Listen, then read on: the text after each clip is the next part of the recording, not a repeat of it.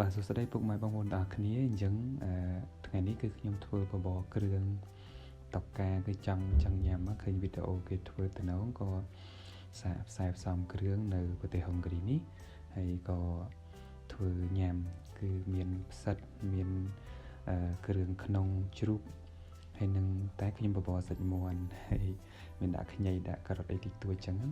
ហើយពិតជារសជាតិឆ្ងាញ់មែនតើអញ្ចឹងហើយក៏ថតវីដេអូទុកជាអនុស្សាវរីយ៍មានក្រូចឆ្មាមានស្លឹកខ្ទឹមប៉ុន្តែខ្ញុំមិនបានមានស្ដាយបដោះទេដោយសារទិញអត់បានរកទិញអត់បានអញ្ចឹងណាតែនៅទេពុកម៉ែបងប្អូនកុំភ្លេចជួយគាំទ្រវីដេអូរបស់ខ្ញុំផង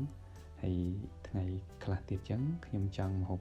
ផ្សេងអញ្ចឹងទៅខ្ញុំក៏អាចធ្វើបានដើរផ្សាយផ្សំគ្រឿងហើយ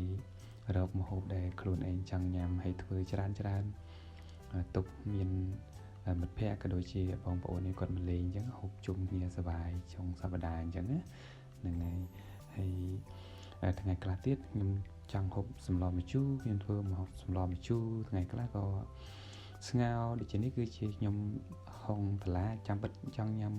ហុងម្រះប៉ុន្តែវាអត់មានម្រះគឺមានតែផ្លែស្គិតស្តៀងតឡាចឹងខ្ញុំក៏ទិញសាច់ជ្រូកកិនហើយយកមកធ្វើញ៉ាំឲ្យឆ្ងាញ់ដែរតាអញ្ចឹងនេះគឺជាវិជា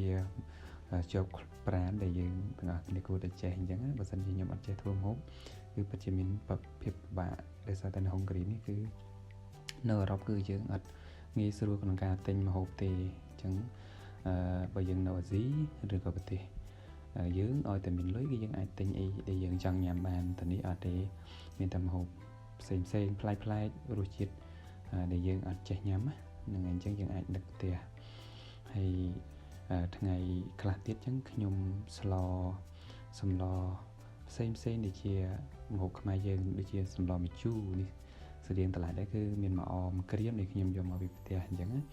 ហើយតំណងឆ្ងាញ់ខ្ញុំស្លច្រើនពេលច្រើនខ្ញុំស្លទុកហើយដោយសារតែរវល់ការងាររៀនសូត្រអញ្ចឹងខ្ញុំ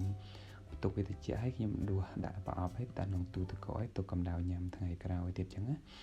ញ៉ាំជាមួយសាច់ចៀនឬក៏អីអញ្ចឹងទៅអញ្ចឹងជីវិតរស់នៅម្នាក់ឯងក៏ដូចជាឆ្ងាយពីផ្ទះគឺយើងត្រូវតែចេះរឹងមាំដូចជាធ្វើមកអរគុណពុកម៉ែបងប្អូនទាំងអស់គ្នា